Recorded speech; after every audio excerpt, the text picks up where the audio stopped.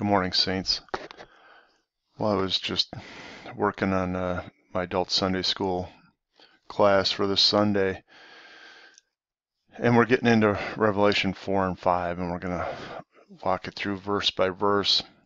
And I think, I don't always do the verse by verse when I do a lot of these studies unless it's really, weighty in terms of teaching us something new.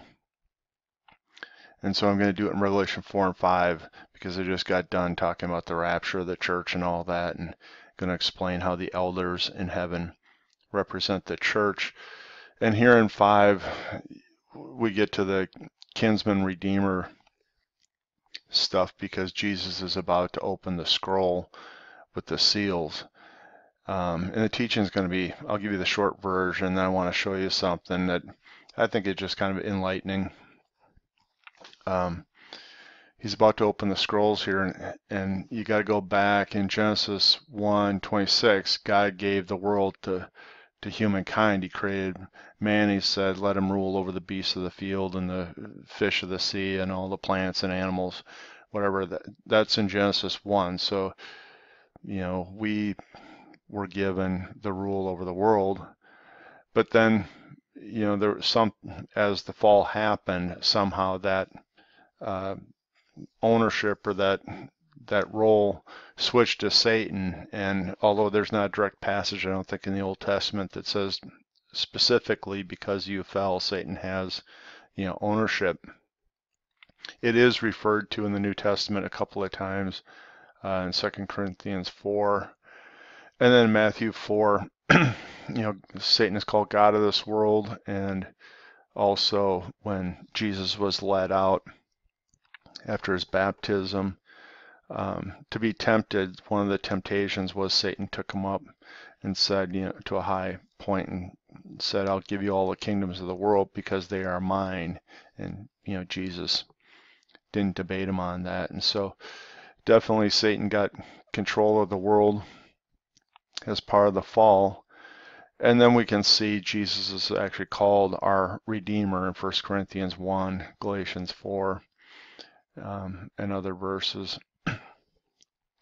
And that kind of, after kind of going through that short narrative of, who was to control the earth, and it went from us, and then at the fall it went to Satan, who's, the God of this world now, and all that type of thing.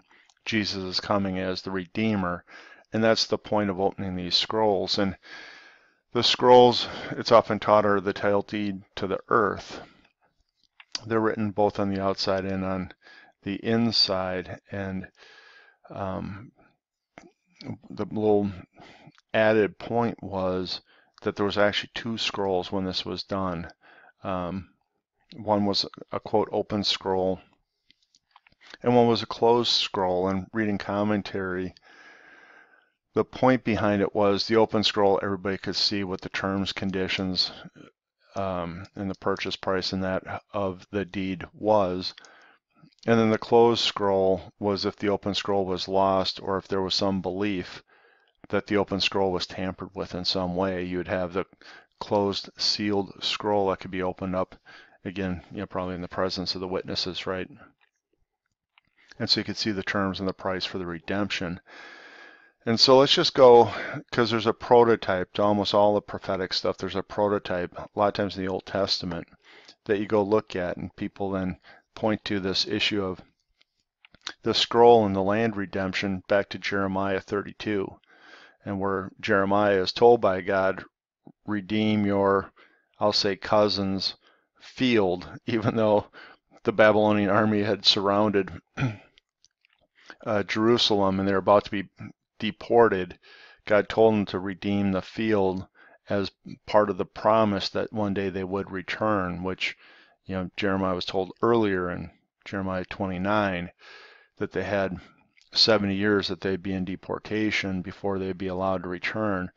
Then in 32, he goes through this exercise where God showed him he should go buy or redeem his, I'll say, cousin's field, the son of Hananiel, redeem his field, and then put the 2 scrolls of that contract in an earthen jar and bury it, because you're going to be coming back to then possess the land, and in which case the land would be, back in the family, right? And so let's just go to Jeremiah 32:7. Let's start at 6. Jeremiah replied, "This message from the Lord came to me. Look, Hanamel." It's Hanamel, Hananiel. It depends on which translation you're using, so I apologize for that. I went to the ISV because there's 1 or 2 weird little phraseologies in the King James that don't change the meaning, but is just difficult to think through if you use it in the King James language. So I'm going to use the ISV here. Look, Hanamel, your cousin is coming to you and will say, buy my field in Anathoth for yourself, because it's the right of redemption to buy it belongs to you. Then my cousin Hanamel came to me in the courtyard of the guard, just as the Lord had said, and he told me, please buy my field in Anathoth in the territory of Benjamin, because you have the right to possess it and the right to redeem it. It belongs to you. Buy it for yourself. So I knew this message was from the Lord. And now the commentaries talk about on this that they're Hananel and his son have this plan for Jeremiah to redeem the land, because they're under siege, right? And they're likely dirt poor at this point, and they're trying to find any way they can to get money for food or whatever. And so, here you got Jeremiah paying 17 shekels of silver, which silver is the metal of redemption in the Bible. 17 shekels of silver to redeem this. So he bought the field from his cousin Hanamel, and I weighed out the silver for him. And here it is. I signed the deed and sealed it. I called in witnesses and used scales to weigh out the silver. Then I took the deed of purchase, both the sealed one with the terms and conditions and the open one.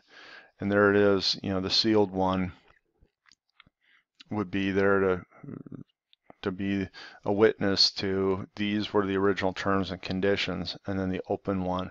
And I just kind of wonder, I'm thinking out loud because I can't think of what the open version of the deed would be, other than if it's the Bible itself. And we know that, one of Satan's little plans is to change times and seasons and to throw us off from, what the Word of God says. And depending on what you think of various Bible translations, some people think that Satan's had a hand in messing around with quote newer translations.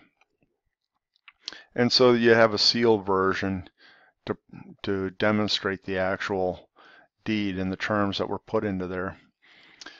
So I bought the field. He gave the 17 shekels of silver. I signed the deed, sealed it, and the witnesses weighed out the silver. Then I took the deed of purchase, both sealed one with the terms and the open one, and I gave the deed of purchase to Neriah's son Baruch, the grandson of Maaseiah. I don't know if I'm saying that one right. In the presence of my cousin Hanamel, in the presence of the witnesses who signed the deed of purchase, in the presence of all the Judeans sitting in the courtyard of the guard. In the presence I instructed Baruch as follows. This is what the Lord of the heavenly army says, the God of Israel. Take these deeds, both the sealed deed of purchase and the open one, and put them in clay pots so they last for a long time. For this is what the Lord of heavenly armies, the God of Israel, says. The houses, fields, and vineyards will again be brought into this land. And actually then, I'm not going to read it, but Jeremiah prays for understanding. And then actually, if you read down here, the Lord actually gives a end times view of returning to the land, and at that point a just rule will be set up. And so I think if you just keep reading, this whole thing is just interesting, because again, there's a near-term fulfillment under King Cyrus, the return of the Jews back to the land. But I definitely think this is a prototype of, the end times fulfillment, where the Jews, Ezekiel 20, surely I will bring you out from the place where I've scattered you with an outstretched arm and with fury poured out, and I will bring you into the wilderness of the people, and there I'll judge you, make you pass under the rod. I think there's an end times fulfillment of returning to the land here. And the redemption would be both of the people and of the land. So the point I wanted to make, though, that is just creeping into my brain is the redemption can't happen until that sealed document that proves the original terms has been opened.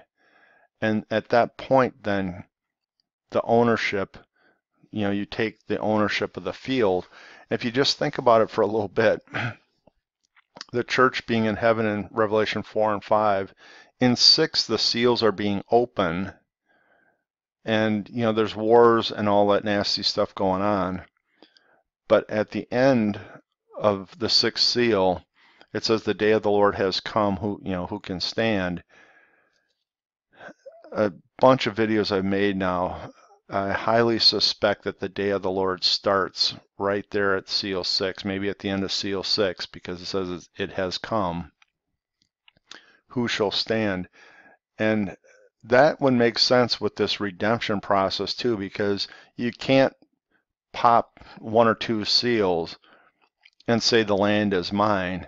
They all have to be opened, right? And then you take possession of the land. And so the point I'm going to make is the day of the Lord, the redemption of the land, can't start until all the seals have been opened.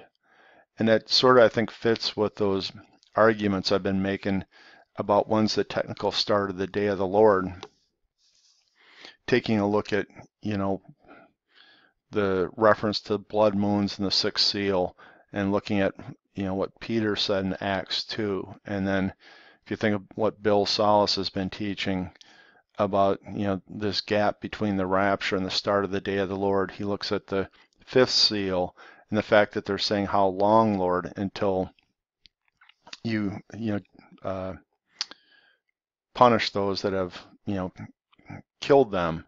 And he said, obviously, the day of the Lord couldn't have started because they're still saying how long until you seek that retribution for them. And so there's a lot of things that point us down to the end of the 6th seal before you even think about the title deed issue, saying the day of the Lord must start at the 6th seal. And I think this just adds more weight to it, is if we're following the model of the claiming of the land, you would have to have all the seals open to verify what the terms of the redemption was. So you couldn't take the land until the seals were opened. And I honestly think then the day of the Lord, this really, I know we're late in the Jubilee, but in my mind this really points us back to the Jubilee, because he's going to take redemption of the land and he's redeeming the people, first the church, and at the end, the end of the tribulation, the Jews are given the Spirit and they're brought back in to the second covenant, right? The new covenant. So I just thought I'd share this with you today, saints. Just you piece together all these little bricks and it starts to really shape up in terms of the way this must play out. And I had not looked into this Jeremiah prophecy with the 2 scrolls. I had heard about the title deed having writing on the backside and the front, so you know what land is being redeemed, even though the scroll is rolled up and sealed. But I haven't looked at this 2 scroll issue and thought about it in the context of the end times. So hope that's a blessing to you, saints, and keep looking up.